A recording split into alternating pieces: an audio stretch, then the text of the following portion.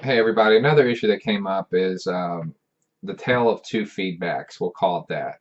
And feedback for a professor can be one of two things for the most part. I mean, there's other options, but for the most part, it falls into two camps.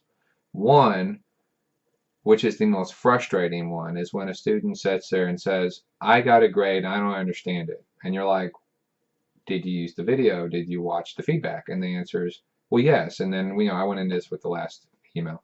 But it's like, but I can watch the videos and see if you watch it. I can see who watched it. And if you have a private link and I know that I didn't share it with anybody and it's not watched and I know you didn't watch the feedback, just because you don't want to go and look at it, watch it, read it, whatever, you don't email it and say, well, I want a summary. Well, then go look at it. That's what it's for. That's very, very frustrating because then as a professor, the student is not going to develop and it's going to keep going on for the rest of the semester. But then I just recently had a student email.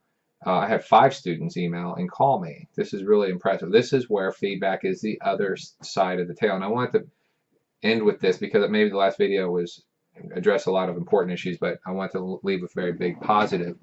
Is that these students are like, look, I got this video. It was 3 minutes, and I got all this detail, and now I know what I've never had a professor tell me this, and I've never had this level of detail and specifics. Now I know what I can do, and I'm kind of shocked I didn't learn this before, but I have a good attitude, and I'm going to go forward. And what are the resources?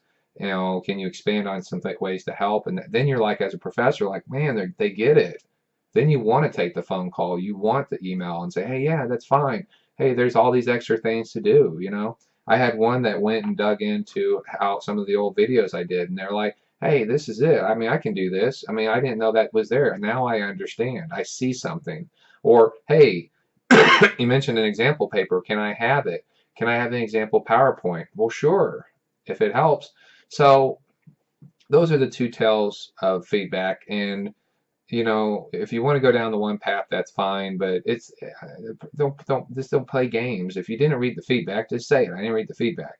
And then when you go complain, then everybody knows that you just didn't read the feedback, and that's why you keep doing the same things.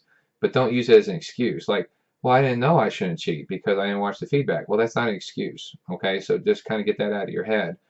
But when you see students, and a lot of students, making differences and changing and then calling and saying, hey, I noticed that and I never was told this, but can you show me some examples? Can you do this? Can you do that? Can you help me? And then the next week, here's the magic part. They actually do better.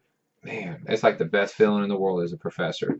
So you can make it controversial, adversarial, negative, ugly, or you can just sit there and say, man, I could really improve here. This guy really cares. This professor cares. This is what I'm going to do to care back. Remember, if your care zero is at like meter is at 0, then I could care too. If you don't care about your grade, then who else cares about your grade? Okay? But if you care, then I can care equally, if not more, because I want you to be successful. Professors want you to be successful. So I appreciate that. Great topic, and I appreciate it. Thank you.